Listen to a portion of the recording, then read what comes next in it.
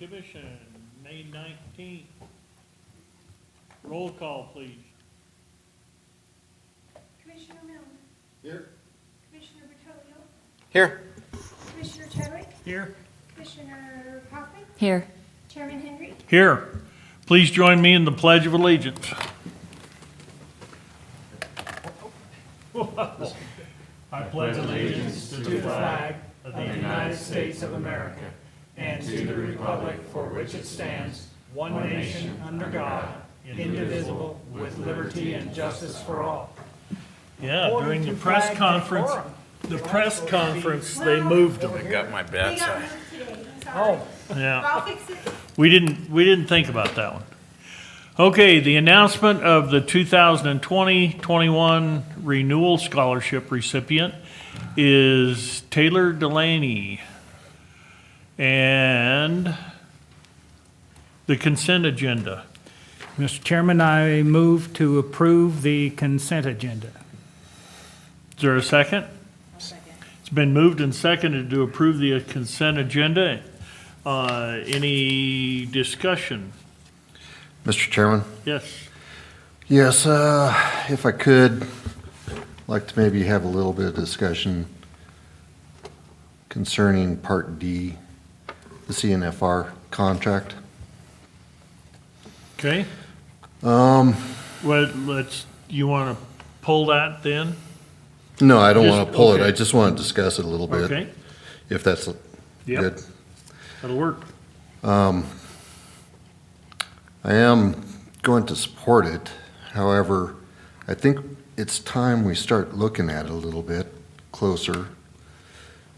The last one was $500 step annually, I believe. And this one is now up to $2,000 step annually with, when the contract finalizes out, it'll be at $30,000. Sorry, I'm trying to get to the spot here.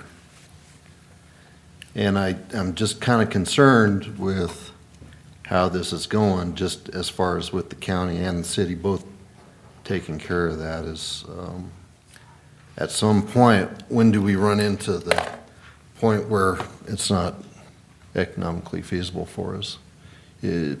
Next contract that comes through, if it's another 2,000 or even more for step and grade, what's the end game here? Where do we get to the point where we can't afford it as a county? I think whoever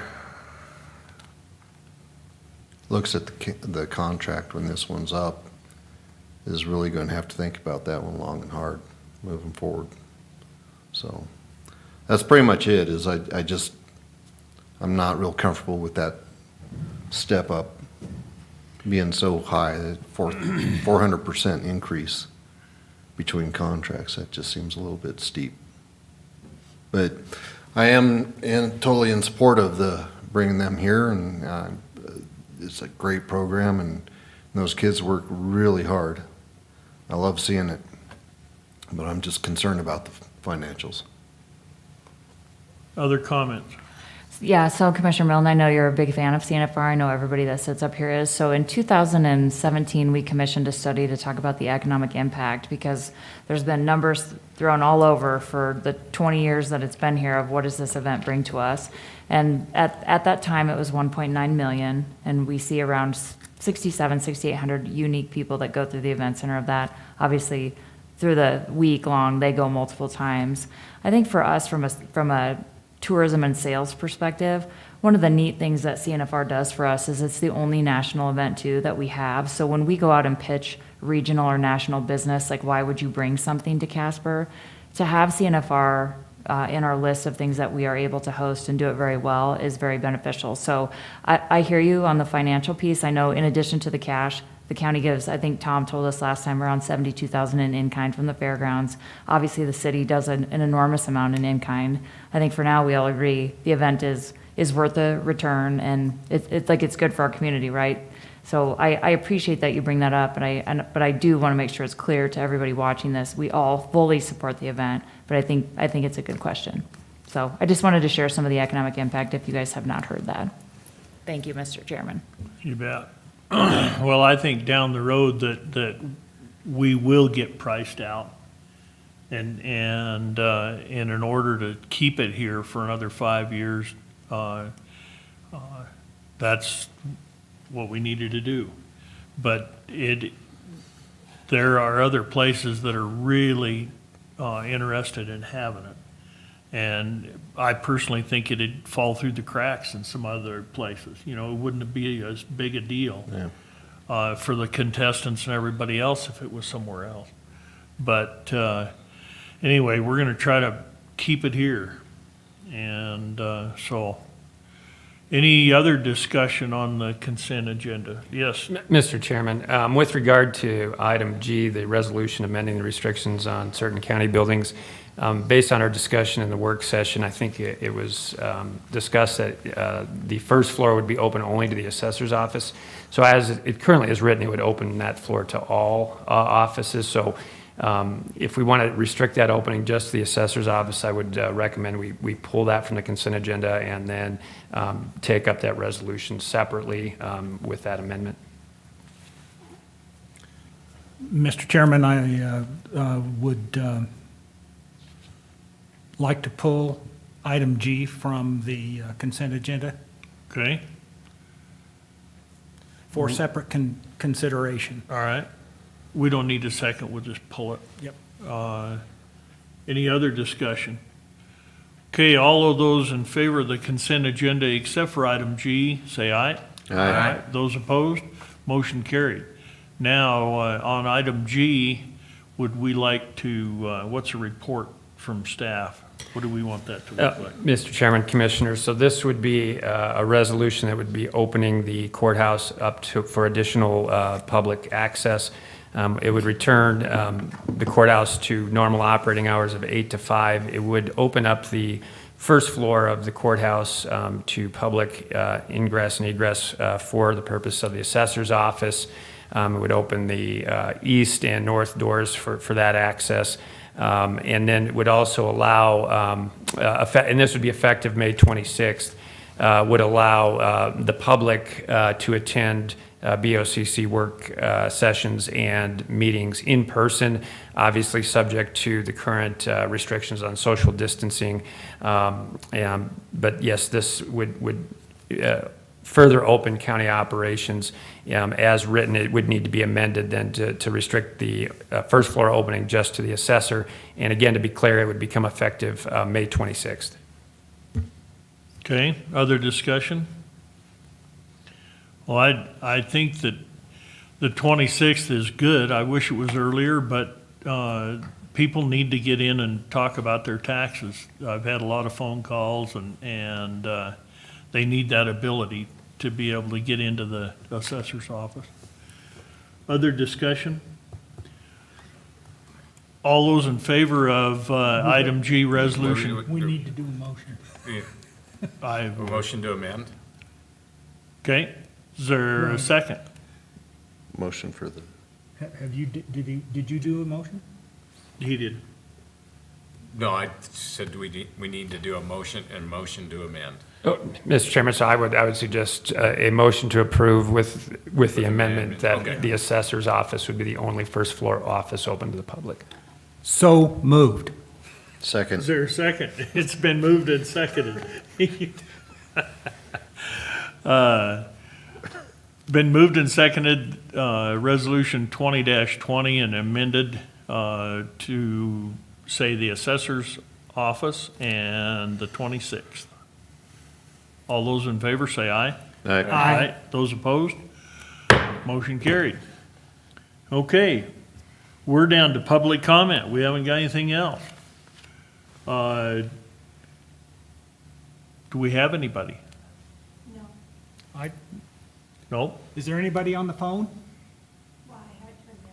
I haven't heard anybody come in. Anyone on the phone?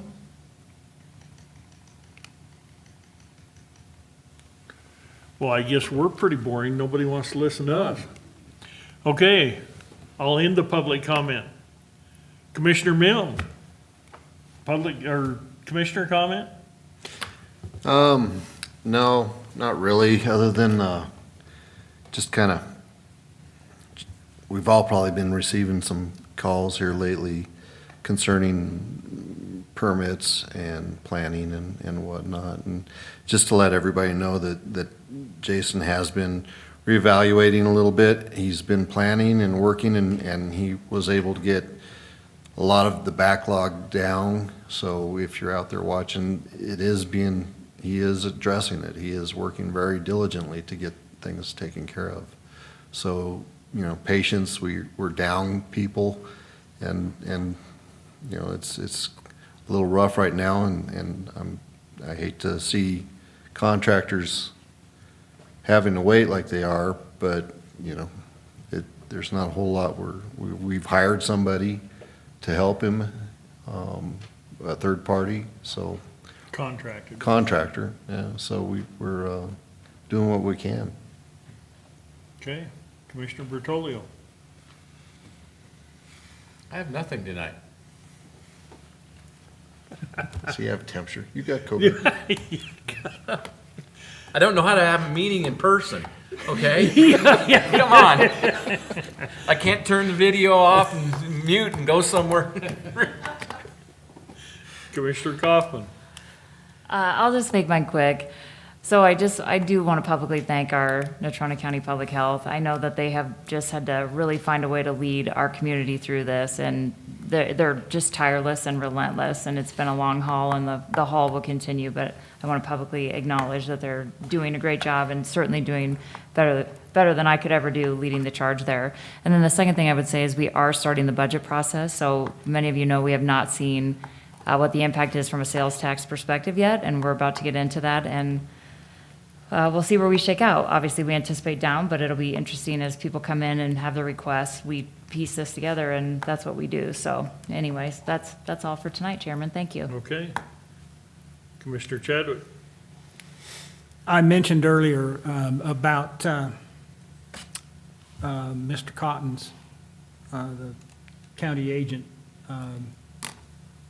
He brought up, and he's on that task force, on the Ag Task Force, and that's where the information is coming to him from, about the 300,000 head of cattle that have been killed and pushed into a pit.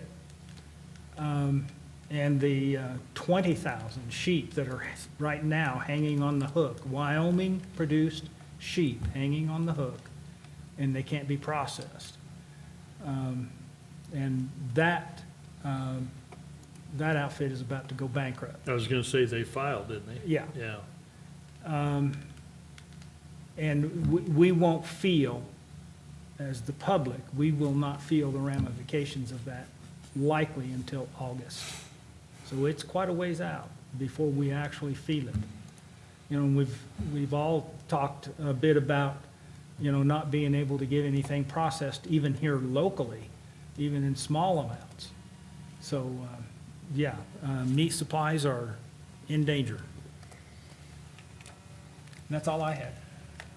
Okay, well, we'll hope that works out. In this country, we have an adequate food supply if we can just get it to the people. And the only thing I have is the county health was in today, and we're getting more cases. We need to socially distance.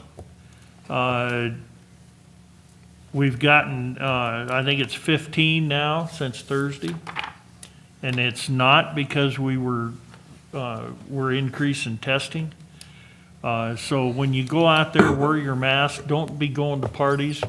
And I know that people are just frustrated and want to get out, but we've got to be careful. This thing will kill you, and it's for your own safety. And I agree that health officials have been working day and night, and they want to protect us. And if they start having cases, it gets to them too. So everybody be real safe out there, and that's it. Thank you.